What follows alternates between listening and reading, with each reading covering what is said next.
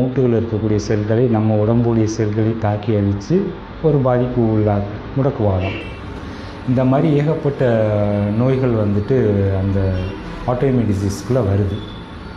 சிலர் நம்ம பார்த்துருப்போம், ஸ்கின் வந்துட்டு அப்படியே ஒயிட் கலராக சேஞ்ச் ஆகிட்டு ஃபஸ்ட்டு லிப்ஸில் சுற்றி இருக்கும், விரல்கள் நுனியில் இருக்கும், திரும்ப உடம்பு ஃபுல்லாக மாறி இருக்கும். அது வந்துட்டு விட்டிலிகோ அப்படின்னு சொல்கிறோம். அது ஸ்கின்னில் இருக்கக்கூடிய நிறமி செல்களை தன் உடலுடைய நோய் எதிர்ப்பு சக்தியை தாக்கி அளிக்கக்கூடிய ஒரு நோய்.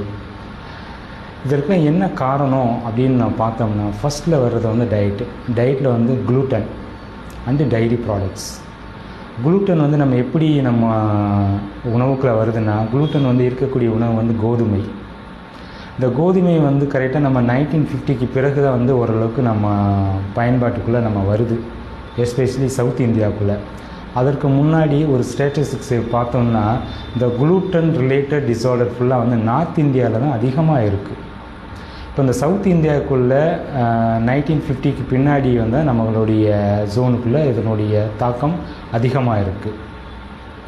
அதற்கு பிற்பாடு தான் இந்த டைரி ப்ராடக்ட்ஸ்க்கும் அதிகமாக நம்ம பயன்பாட்டுக்குள்ளே இருக்குது. அதாவது பால் மற்றும் பால் சார்ந்த உணவுகள், அது சார்ந்த ஹாட் ட்ரிங்க்ஸ், இந்த மாதிரி நிறையா நம்ம பயன்படுத்துகிறோம். அது ஒரு கட்டத்தில் வந்துட்டு பேக்கரியும் சரி, ஹோட்டல் இண்டஸ்ட்ரியும் சரி, இல்லை ஃபுட் இண்டஸ்ட்ரியும் சரி பல்கி பெருகி இன்றைக்கி ஏகப்பட்ட விதமான டிஷ்ஷஸில் நம்ம வந்து சாப்பிட்டுக்கிட்டு இருக்கோம் அந்த குளுட்டன் மற்றும் அந்த டைரி ப்ராடக்ட்ஸை.